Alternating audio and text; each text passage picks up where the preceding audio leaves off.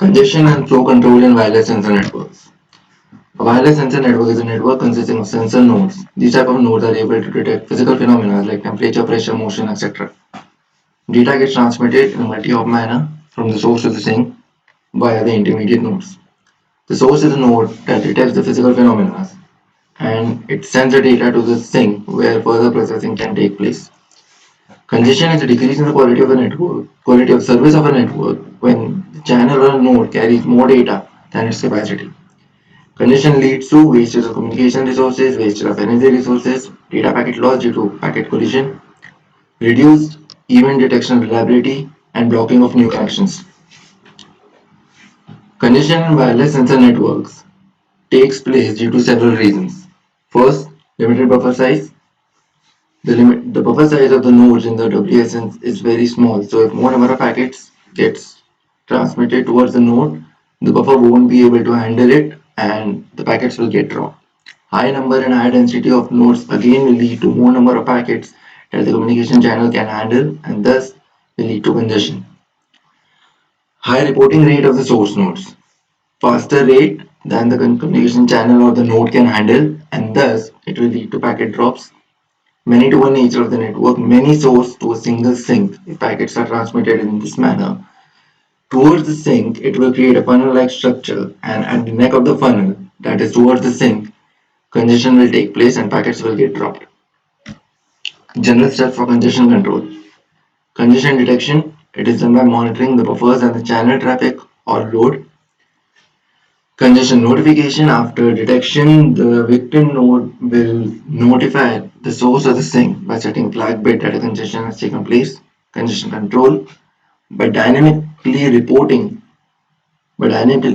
changing the reporting frequency depending on the congestion level. Proposed protocols for congestion control. Let's look at the first one. Event to sync reliable protocol. If more than the needed packets are sent, then the source should reduce frequency to save energy consumption and avoid congestion. The opposite case, if less than the required packets are sent, then source should increase the reporting frequency carefully so as to increase the network efficiency. In both these cases, the flow control is handled by the sink by controlling the rate of packet flow.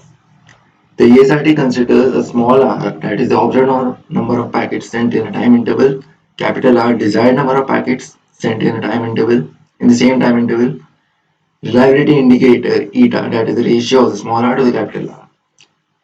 ESRT aims to make this reliability indicator as close as it can to 1 by configuring the reporting rate and thus increasing the network performance. The ESRT prescribes certain actions depending on the state in which the network is in. First, no congestion and low rate. Suggestion is to increase the reporting frequency, no congestion, high rate. Gradually decrease the reporting frequency to reduce energy consumption, congestion and high rate. Aggressively reduce frequency to reduce congestion and reach NC and HR, that is the no congestion and high rate.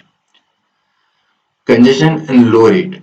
Exponentially reduce reporting frequency to reduce congestion.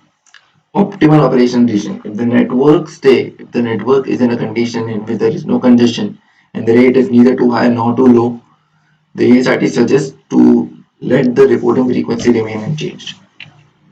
Now we move over to the second protocol, that is the CODA protocol, congestion detection and avoidance. Apart from congestion, it also takes into account the energy efficiency of the network. Three mechanisms are involved: congestion detection. It does that by sampling the channel at appropriate rate to detect congestion. After detection, it follows the open loop hop by hop back pressure. The node at which congestion has been detected, it informs the neighbor nodes that congestion has taken place, but no direct notification is sent to the source node. Closed loop multi-source regulation. Unlike the open loop hop by hop back pressure, a notification is sent directly from the receiver to the source that a congestion has taken place. Now let's see how both the second and the third mechanisms work. open loop hop by hop back pressure. Here in the node 4, congestion has been detected. Data was being transmitted from the source nodes 1 and 2 via 3 to 4 to 5.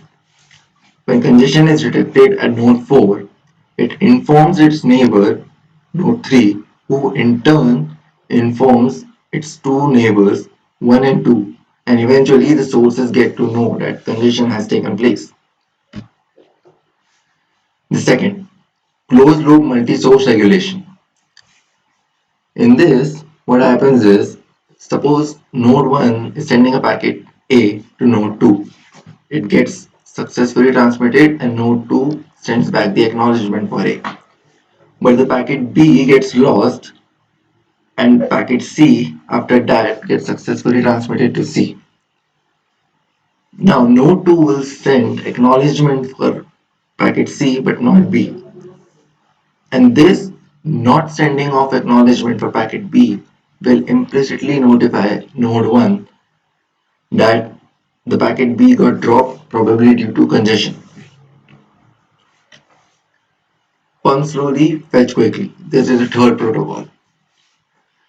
It suggests that the data propagation, that is the pumping from the source to the sink, be at a slow rate so that there is ample time for the recovery and that is the fetch of lost packets. When the network is congestion free, it is in pump mode. When congestion has occurred in the network, it switches into the fetch mode. Switches to the fetch mode. Now, let's look at the scenario without PSFQ protocol. There are three nodes. Packet A gets sent from 1 to 2 successfully, 2 to 3 successfully. Packet B from 1 to 2, it gets lost on the way, but the packet C gets transmitted from 1 to 2, who in turn forwards it to node 3. Now, when it receives the packet C, node 2 was expecting packet B, so it sends a recovery message back to node 1 that I haven't received the packet B. Node 3 in turn does the same for the packet C that it received from node 2 and thus sends a recovery message for packet B. This will lead to a lot of energy loss as unnecessarily the node 3 is also sending a recovery message for packet B to node 2. Let's see how this can be countered using PSFQ. Packet A gets transmitted successfully from node 1 to node 2 to node 3. Packet B gets lost. Now when packet C gets transmitted successfully and arrives at 2 successfully, instead of forwarding it to node 3, node 2 stores it, buffers it, and sends the recovery message back to 1 for packet B. And the node 1 sends the packet B again to node 2, this time successfully. The node 2 has two successfully transmitted packets B and C, and thus it forwards the B and C packets in order to node 3. Another approach that PSFQ suggests is the proactive approach. Instead of waiting for node C to arrive out of order, what the node 2 does is that whenever time interval for a particular packet gets over, it immediately sends a recovery message back to the sender that I haven't received this particular packet, and this sender retransmits the packet.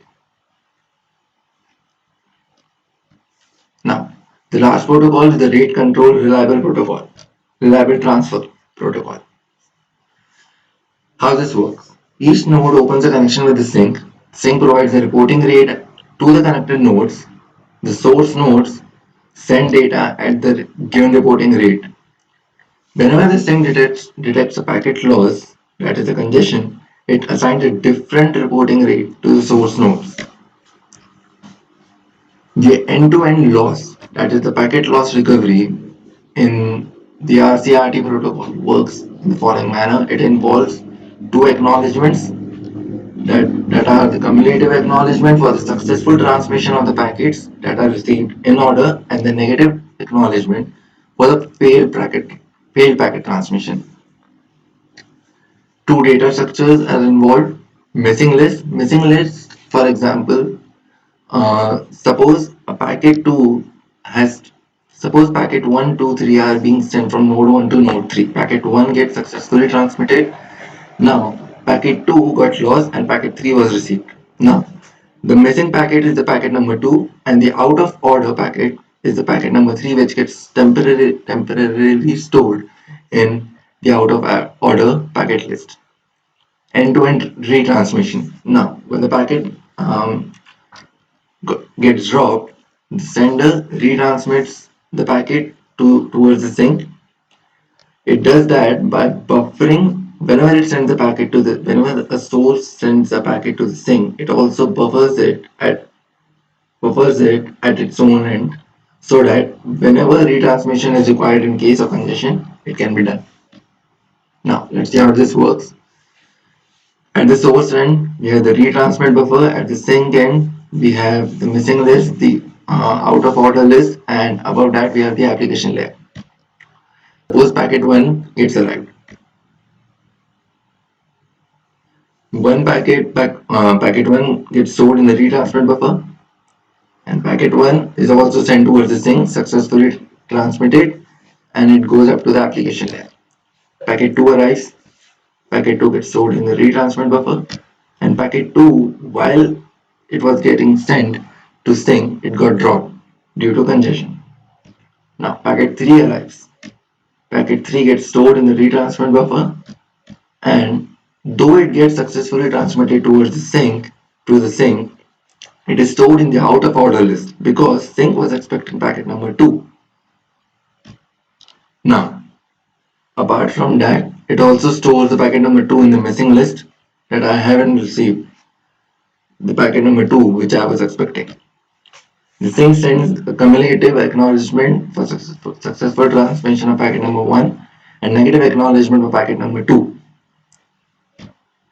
After that, 1 gets removed from the retransmit buffer.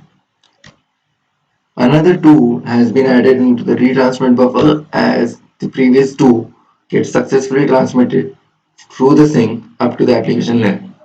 When that happens, the 2 in the missing list gets removed and the out of order list packet number 3 gets successfully transmitted to application layer. When that happens, the packet number 4 arrives and the cycle goes on. Okay. So this was all about the congestion and the different protocols in wireless sensor networks. The reference has been taken from NPTEL course.